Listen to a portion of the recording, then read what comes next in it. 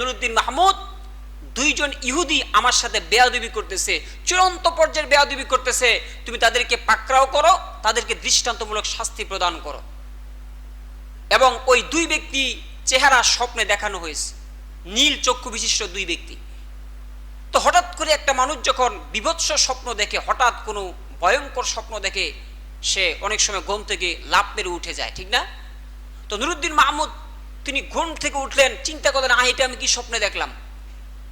হাদিসের মধ্যে আছে, মান রাআনি ফিল মানামি ফাকাদ রাআনি হক, যেই ব্যক্তি স্বপ্নে রসুলকে দেখে বাস্তবিক পক্ষে স্বপ্নে রসুলকেই দেখেছে। কারণ ফাইন্না শাইতান লা ইয়াতামাসসালু বি, কারণ শয়তান নবীর আকৃতি ধারণ করতে পারে না।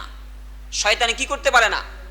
যদি কোনো ব্যক্তি রসুলকে স্বপ্নে দেখে, বাস্তবিক পক্ষেই রসুলকে স্বপ্নে দেখেছে। কারণ শয়তান কি করতে পারে না? সবার আকৃতি ধারণ করতে পারে, কিন্তু রসুলের আকৃতি শয়তান ধারণ করতে পারে না। তো তিনি তো শিওর যে রসুল যেহেতু আমাকে স্বপ্নে দেখালেন, এটা বাস্তব, এর মধ্যে কি নাই, কোনো ফলস নাই। কিন্তু এটা আবার কি দেখলাম, রসুল তো জীবিত নাই, যে রসুলের সাথে বেয়াদবি করতেছে দুইজন ইহুদি, এটা কি করে সম্ভব? কি বলেন, আশ্চর্যের বিষয় না? রসুল জীবিত থাকলে হয়তো কেউ বুঝতে পারতেন যে হয়তো বা সরাসরি ফেস টু ফেস বেয়াদবি করতেছে, তাকে গিয়ে দমন করা সহজ। কিন্তু এখন তো নবীজি নাই, মৃত্যুর পরে বেয়াদবি করে কিভাবে? তিনি শেষ রাতে উঠে এই স্বপ্ন দেখে তিনি পুরা শরীর ঘেমে গেছেন, তিনি গোসল করে আবার তাহাজ্জুদে নামাজ পড়ে আবার ঘুমাইলেন। কিছুক্ষণ পরে আবার একই স্বপ্ন দেখানো হলো, তিনি আবার ঘুম থেকে উঠে তিনি পেরেশান। এটা এমন স্বপ্ন, যেই স্বপ্ন নিজের বউকেও বলা যায় না, অন্য মানুষকেও বলা যায় না, কারণ সব স্বপ্ন বলা, নবীজি বলেন লা তাকুল মানামাকা ইল্লা হাবিবিক আও লাবিবিক, তুমি স্বপ্ন সবাইকে বলতে পারবা না, দুই শ্রেণীর মানুষ ছাড়া, যারা এই বিষয়ে দক্ষ আলেম, স্বপ্নের তাবির যারা জানে, এই দুই ব্যক্তি ছাড়া স্বপ্ন যদি কাউকে বলা হয়, ওই স্বপ্নের ব্যাখ্যা ওই ব্যক্তি যা করবে হুবহুব তার ফল আপনার আমলনামায় এসে যাবে। যদি ভালো বলে ভালো হতে পারে, কিন্তু খারাপ করার সম্ভাবনা বেশি। এজন্য স্বপ্ন কাউকে বলা যাবে না, আলেম ছাড়া, আর যেই ব্যক্তি স্বপ্নের ব্যাখ্যা করতে পারে ওই ব্যক্তি ছাড়া। এবং নুরুদ্দিন মাহমুদ তিনি দ্বিতীয়বার স্বপ্ন দেখার পরে তিনি আবারও একই চিন্তা করতে করতে আবার কিছু ক্লান্তি আসলো, আবার চোখে ঘুম আসলো। তিনি একই রাতে 3 বার একই স্বপ্ন দেখলেন। তিনি দেখার পরে তিনি রাজ্য শাসনের সব চিন্তাবাদ, সকালবেলা ফজরের নামাজ পড়ে ওনার যে প্রধানমন্ত্রী ছিলেন জালালউদ্দিন মৌসুলী রহমতুল্লাহি, ওনার কাছে গেলেন, গিয়ে বললেন, দেখুন আপনাকে একটা স্বপ্নের কথা বলবো, কিন্তু খবরদার এই স্বপ্ন আপনি কাউকে বলতে পারবেন না। বলল, কি স্বপ্ন? বলল, আমি গতকাল রাত্রে স্বপ্নে দেখলাম বিশ্বনবী আমার সামনে এসে বলতেছে যে দুইজন ইহুদি আমার সাথে বেয়াদবি করতেছে, তুমি তাদেরকে পাকড়াও করে দৃষ্টান্তমূলক শাস্তি প্রদান করো। ওরা দুজন আল্লাহওয়ালা ছিলেন। জালালউদ্দিন বলতেছেন, দেখেন বিশ্বনবী হয়তো বা কোনো বিপদে আছেন, আপনি তাড়াতাড়ি মদিনায় চলে যান। ওই নুরুদ্দিন মাহমুদ জঙ্গি রহমতুল্লাহি আলাইহি তিনি 16,000 অশ্বারোহী নিয়ে, ওট ঘোড়া নিয়ে তিনি বাগদাদ থেকে মদিনার উদ্দেশ্যে রওনা করলেন সৈন্যবাহিনী নিয়ে। 16,000, কত হাজার? 16,000। তিনি মদিনায় গেলেন, প্রায় 16 দিন সময় লাগলো। 16 দিন সময় নিয়ে 16,000 অশ্বারোহী নিয়ে তিনি মদিনায় পৌঁছলেন। মদিনায় পৌঁছে তিনি অর্ডার করলেন, পুরা সেনাবাহিনীদেরকে নামাজ পড়লেন, বিশাল একটা মোনাজাত করে বললেন, শোনো, এই পুরা মদিনা তোমরা ঘেরাও করবা। এই পুরা মদিনা ঘেরাও করার পরে মদিনা থেকে কোনো মানুষকে মদিনার বাহিরে যেতে দিবা না আমার অনুমতি ছাড়া। কিন্তু বহিরাগত মানুষ মদিনায় আসতে পারবে, কিন্তু ভিতরগত কোনো মানুষ মদিনা থেকে বাইর হতে পারবে না। পুরা মদিনার এরিয়া ঘেরাও করে ফেলা হয়েছে সেনাবাহিনী দিয়ে। এবার শুক্রবার দিন যখন হলো, জালালউদ্দিন ওই নুরুদ্দিন মাহমুদ জঙ্গি রহমতুল্লাহ আলাইহি তিনি ছিলেন বাদশাহ। যারা শাসক হতেন, শাসক ওই ব্যক্তি হবে যিনি সর্বত্র ইমাম, সর্বত্র যিনি লিডার হবেন।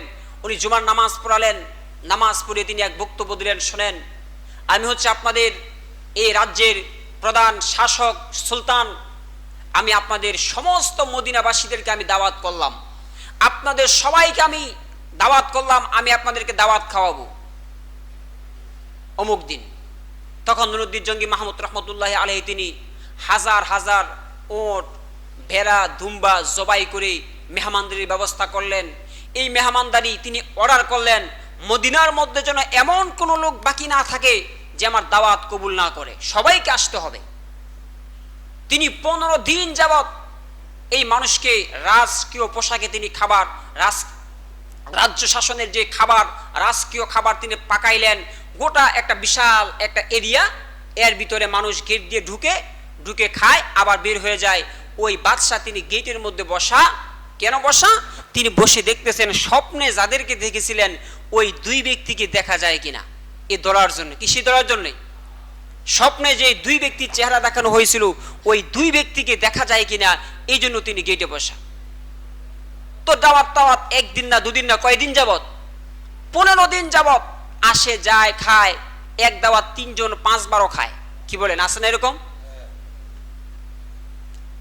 তো 15 দিন যখন হলো, বাদশার এখনো সে 2 ব্যক্তি ওনার চোখে পড়ে নাই।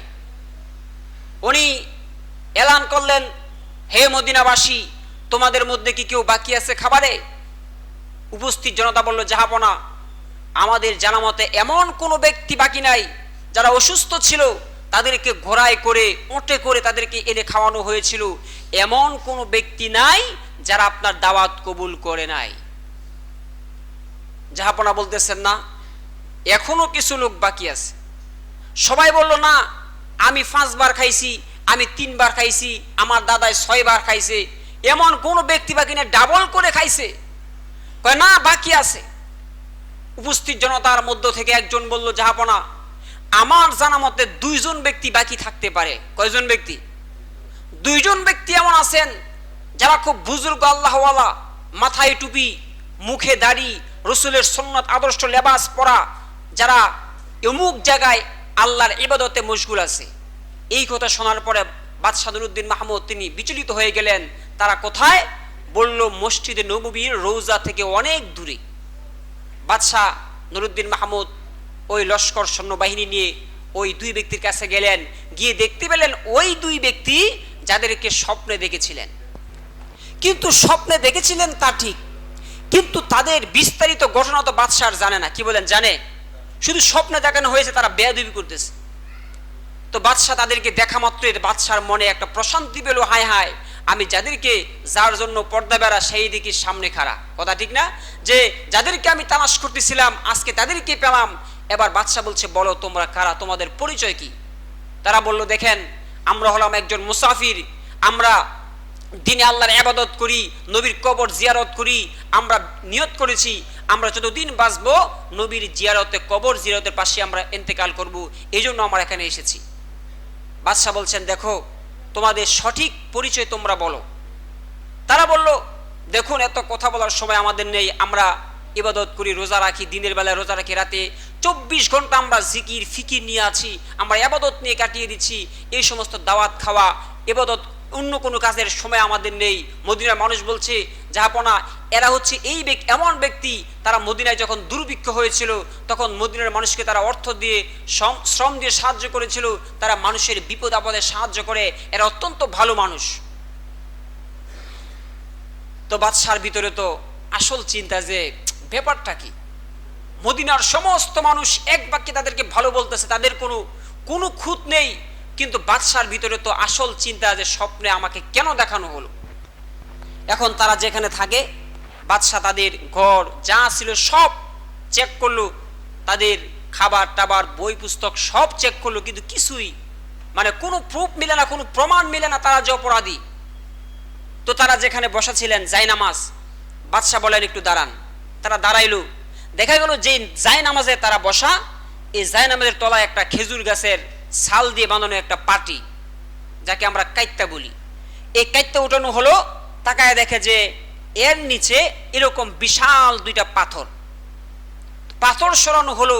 যে দেখে এই পাথর সরানোর পরে দেখে এমন একটা গর্ত, একটা সুড়ঙ্গ তৈরি করা হয়েছে।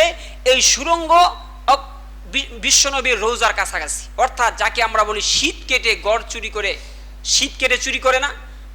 এখন তো বিল্ডিং গড় বিদায়, এখনো অনেক গ্রামে এই চোরের বিলুপ্তির পথে।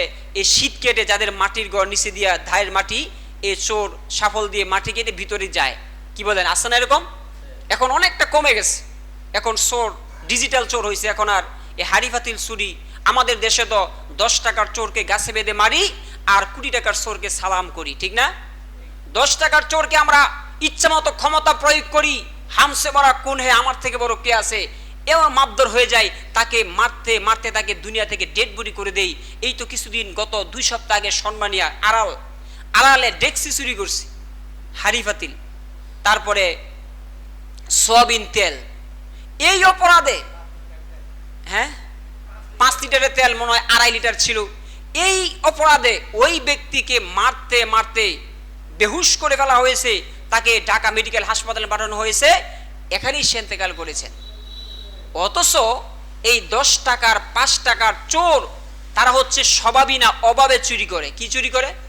অভাবে চুরি করে।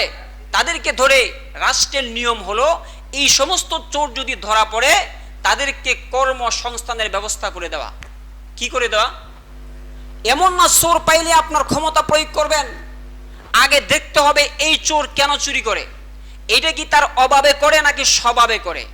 যদি স্বভাবে করে প্রমাণিত হয়, তাকে আপনি উত্তম মাধ্যম দিয়ে তাকে জেলখানায় দিয়ে তাকে শায়েস্তা করার প্রক্রিয়া আপনাকে ইসলাম দিয়েছে। হ্যাঁ, যদি অভাবে করে, সামাজিকভাবে গণ্যমান্য লোক, মেম্বার, চেয়ারম্যান যারা আছে, তারা তাকে কর্মসংস্থানের ব্যবস্থা করে দিতে হবে।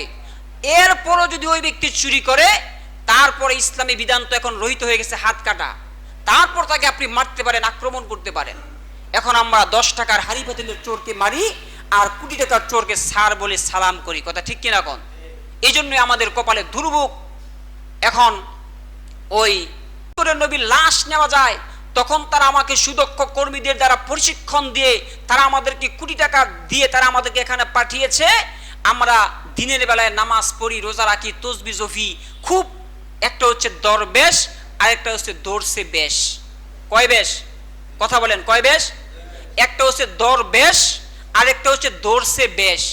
একটা হচ্ছে মৌলবি আর একটা হচ্ছে মৌলুভি, অর্থাৎ লোভওয়ালা মৌলবি, আছে না এরকম? তো একটা হচ্ছে দরবেশ, যারা নিয়মিত 5 ওয়াক্ত নামাজ করেন তাহলে দরবেশ, আর যারা নির্বাচন আসলে মাথায় টুপি পট্টি দিয়ে বর্ষায়, এটা হচ্ছে দর্শে বেশ, কথা ঠিক না? এখন তারা কি করে?